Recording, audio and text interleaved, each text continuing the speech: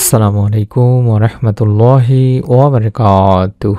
1 minute মাদ্রাসা YouTube চ্যানেলে সম্মানিত দিনী ভাই বোনেরা, আমি আশা করি রব্বুল আলামিন আল্লাহ তাআলার অশেষ মেহেরবানিতে ভালো আছেন, সুস্থ আছেন। প্রিয় দিনী ভাই বোনেরা, আপনি কি জানেন শুধুমাত্র 11 বার একটি দরুদ পড়ার মাধ্যমে বিশ্বনবী হযরত মুহাম্মদ সাল্লাল্লাহু আলাইহি ওয়াসাল্লামের নিকটবর্তী হওয়ার এমন এক আমল আছে, যে আমল করলে কিয়ামতের ভয়াবহ দিনে নবীজি সাল্লাল্লাহু আলাইহি ওয়াসাল্লাম নিজেই আমাদের চিনে নেবেন। আজকের ভিডিওটি হালকাভাবে নেবেন না, কারণ আজ আমি আপনাদের এমন এক দরুদের কথা বলবো যা শাবান মাসের আজ বৃহস্পতিবার কষ্ট করে পড়লে নবীজি সাল্লাল্লাহু আলাইহি ওয়াসাল্লামের সঙ্গে জান্নাতে যাওয়ার শক্ত আশা তৈরি হয়। তাই মনোযোগ দিয়ে ভিডিওটি শেষ পর্যন্ত দেখুন, কারণ শেষ অংশে আমি বলবো এই দরুদ পড়ার সঠিক সময় আদবও একটি গোপন নিয়ত, যা আপনার দরুদকে বহুগুণে শক্তিশালী করে দেবে। প্রথমে আমরা জানব দরুদ কেন এত গুরুত্বপূর্ণ। প্রিয় মুসলিম ভাই বোনেরা, আমরা অনেক দোয়া পড়ি, কিন্তু এমন একটি আমল আছে যে আমলে দোয়া না করলেও দোয়া কবুল হয়, আর সেটি হলো সহজ নবী করিম সাল্লাল্লাহু আলাইহি ওয়াসাল্লামের উপর দরুদ পাঠ। কারণ রাসূল পাক সাল্লাল্লাহু আলাইহি ওয়াসাল্লামও বলেছেন, যেই ব্যক্তি আমার উপর একবার দরুদ পাঠ করে আল্লাহ রাব্বুল আলামিন তার উপর 10 বার রহমত নাজিল করেন। সহিহ মুসলিম শরীফের সহিহ হাদিস। সুবহানাল্লাহ। একবার ভাবুন দিনী ভাই বোনেরা, আপনি নবীজির উপরে দরুদ পাঠ করছেন আর আল্লাহ রাব্বুল আলামিন আপনার উপর রহমত বর্ষণ করছেন, তাহলে এই রহমতের মানে কি জানেন? গুনাহ মাফ, দুশ্চিন্তা দূর, রিজিকে বরকত, বিপদ থেকে হেফাজত, আখিরাতে মুক্তি। অর্থাৎ আল্লাহর রহমত এগুলো আপনার উপরে বর্ষণ করা হবে। যতক্ষণ পর্যন্ত আপনি দরুদ পাঠ করবেন ততক্ষণ পর্যন্ত ফেরেশতারা আপনার জন্য দোয়া করতে থাকবেন, আল্লাহর রহমত আপনার উপর পড়তে থাকবে। সুবহানাল্লাহ, কতটা পাওয়ারফুল একটি আমল। এছাড়া দরুদ না পড়লে আপনার দোয়া আল্লাহ তাআলার কাছে পৌঁছবেই না। আমরা এত দোয়া করি, সেই দোয়াগুলো কবুল না হওয়ার সবচেয়ে বড় একটি কারণ হতে পারে এই দরুদ। কারণ দরুদবিহীন দোয়া আল্লাহ তাআলার কাছে পৌঁছায় না। হযরত আনাস রাদিয়াল্লাহু তাআলা আনহু থেকে বর্ণনা করা হাদিসটি আমি আপনাদের সামনে তুলে ধরছি, যেখানে আল্লাহ রাসূল সাল্লাল্লাহু আলাইহি ওয়াসাল্লাম নিজে বলেছেন, যতক্ষণ রাসূল পাক সাল্লাল্লাহু আলাইহি ওয়াসাল্লামের উপর দরুদ পড়া হবে না ততক্ষণ তা বাধাগ্রস্ত অবস্থায় থাকবে। অর্থাৎ এই দোয়াটা আল্লাহ তাআলার কাছে পৌঁছাবে না এবং এই দোয়াটা কবুলও হবে না। তাবারানী শরীফের একটি হাদিস। সুতরাং মুমিন মুসলমানের উচিত হবে আমাদের দোয়ার শুরুতে আল্লাহর প্রশংসা করে নেওয়া এবং দোয়ার শেষে বিশ্বনবী সাল্লাল্লাহু আলাইহি ওয়াসাল্লামের উপর দরুদ পড়ে দোয়া শেষ করা। আর তাছাড়া আমরা জানি শাবান মাসের গুরুত্ব কতটা। প্রিয় দর্শক দিনী ভাই বোনেরা, শাবান মাস হচ্ছে সেই মাস, এমন একটি মাস যে মাসকে নবীজি সাল্লাল্লাহু আলাইহি ওয়াসাল্লাম সবচাইতে বেশি ভালোবাসতেন। হাদিসে এসেছে, শাবান হলো এমন এক মাস যে মাসে মানুষের আমল আল্লাহর দরবারে উঠানো হয়।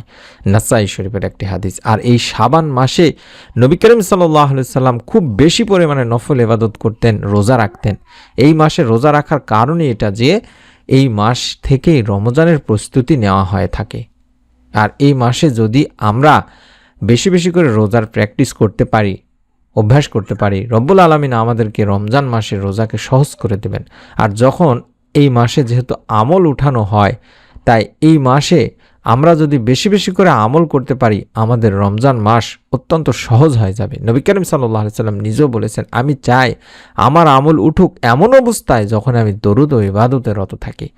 তাই আমরা আজ বৃহস্পতিবার, এই এমন একটি দিন যেদিন আমল আল্লাহর দরবারে পেশ করা হয়। নবী করিম সাল্লাল্লাহু আলাইহি ওয়াসাল্লাম রোজাও রাখতেন। এই শাবান মাস সাথে বৃহস্পতিবার এবং সাথে দরুদ শরীফ, এটি এক অসাধারণ নুরানি সমন্বয় দিনী ভাই বোনেরা একটি আমল। এখন মনোযোগ দিয়ে শুনুন, এই ছোট্ট দরুদটি আপনি 11 বার পাঠ করবেন, অর্থাৎ আল্লাহুম্মা সাল্লি আলা মুহাম্মাদ ওয়া আলা আলি মুহাম্মাদ। আশা করছি সকলেই জানেন এই দরুদটি 11 বার পাঠ করতে হবে আপনাকে। নিয়মটি আমি এখনই বলে দিচ্ছি। আল্লাহুম্মা সাল্লি আলা মুহাম্মাদ ওয়া আলা আলি মুহাম্মাদ, এভাবে 11 বার পড়বেন। এই দরুদে আমরা যেটা বলছি বা আমরা যে বলে থাকি যে, হে আল্লাহ, আমাদের নবী হযরত মুহাম্মদ সাল্লাল্লাহু আলাইহি ওয়াসাল্লামের উপর এবং তার পরিবারবর্গের উপর রহমত ও শান্তি বর্ষণ করুন।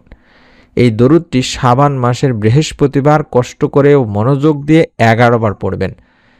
দরুদের ফজিলত যেটা আমি বললাম, আল্লাহ রাসূল সাল্লাল্লাহু আলাইহি ওয়াসাল্লাম নিজে বলেছেন, কিয়ামতের দিন আমার সবচেয়ে কাছাকাছি অর্থাৎ নিকটবর্তী হবে সেই ব্যক্তি যে আমার উপর সবচেয়ে বেশি দরুদ পাঠ করেছে। তিরমিজি শরীফের একটি হাদিস। তাহলে আপনি যদি বেশি বেশি দরুদ পড়তে পারেন, তাহলে বিশ্বনবী সাল্লাল্লাহু আলাইহি ওয়াসাল্লামের নিকটবর্তী হতে পারবেন। নবীজির নিকটবর্তী হওয়া মানে কি? অর্থাৎ জান্নাতে তার সঙ্গ পাওয়া, সুবহানাল্লাহ, হাসরের ময়দানে সুপারিশ পাওয়া, ভয় থেকে নিরাপত্তা পাওয়া, আল্লাহর সন্তুষ্টি পাওয়া, সুবহানাল্লাহ। আমরা জোর দিয়ে হয়তো বলতে পারবো না বা বলি না যে নিশ্চিত জান্নাত, বরং আমরা বলতে পারি আল্লাহর রহমতে নবীজির সান্নিধ্যের শক্ত আশা পাওয়া যাবে। যদি দরুদ শরীফ আমরা বেশি বেশি পড়তে পারি, তাহলে বিশ্বনবী সাল্লাল্লাহু আলাইহি সাল্লাম আমাদের সঙ্গে করে ইনশাআল্লাহ জান্নাতে পর্যন্ত নিয়ে যাবেন। আমরা এই বিশ্বাস নিয়ে পড়তে পারি। এবার আপনাদেরকে পড়ার সঠিক নিয়ম ও আদবটি শিখিয়ে দিচ্ছি। চেষ্টা করবেন ওযু অবস্থায় আমলটি করার, আসরের পর অথবা মাগরিবের আগে আমলটি করার, কিবলামুখী হয় আমলটি করার, চোখ বন্ধ করে নবীজিকে স্মরণ করে আমলটি করার, ধীর স্থির কণ্ঠে 11 বার পাঠ করার। এরপরে আপনারা নিজের ভাষায় আল্লাহ তাআলার কাছে বলবেন যে আল্লাহ, ইয়া রহমান, এই দরুদের বরকতে আমাকে নবী করিম সাল্লাল্লাহু আলাইহি সাল্লামের উম্মত হিসেবে তুমি কবুল করো আর জান্নাতে তার সঙ্গ দান করো। এভাবে দোয়া করবেন। প্রিয় দিনী ভাই বোনেরা, জান্নাতে যাওয়ার রাস্তা কঠিন, কিন্তু নবী করিম সাল্লাল্লাহু আলাইহি সাল্লামকে ভালোবাসার রাস্তা খুবই সহজ। আর সেই ভালোবাসাই হলো দরুদ শরীফ পাঠ করা। নবীজিকে ভালোবাসা প্রকাশের সবচেয়ে সুন্দর ভাষা হলো এই দরুদ। তাই আজই সিদ্ধান্ত নিন, এখনই সিদ্ধান্ত নিন, এই শাবান মাসের বৃহস্পতিবার এই ছোট্ট দরুদটি অন্তত 11 বার পড়বেন ইনশাআল্লাহ। আমি আপনাদের কাছে অনুরোধ করছি, প্রত্যেকেই অন্তত ভিডিওটিতে একটি করে লাইক দিয়ে কমেন্টে আমিন লেখার মাধ্যমে কিংবা দরুদ শরীফটি লেখার মাধ্যমে অথবা সাল্লাল্লাহু আলাইহি ওয়াসাল্লাম লেখার মাধ্যমে হলেও আপনারা নিয়ত করুন এবং আপনার নিকট আত্মীয় স্বজন কাছের মানুষজন যারা আছে তাদের কাছে ভিডিওটি ছড়িয়ে দিন, যাতে করে অন্যরাও নবীজির সান্নিধ্যের পদে আসতে পারে, দরুদকে ভালোবাসতে পারে। আপনি যদি চ্যানেলে নতুন হয়ে থাকেন তাহলে অবশ্যই চ্যানেলটি সাবস্ক্রাইব করে রাখবেন নতুন আমলের ভিডিওগুলো পাওয়ার জন্য। আল্লাহ আমাদের সবাইকে নবী মুহাম্মদ সাল্লাল্লাহু আলাইহি সাল্লামের সঙ্গ লাভের তৌফিক দিন, আমিন। আসসালামু আলাইকুম ওয়া রাহমাতুল্লাহি ওয়া বারাকাতুহু।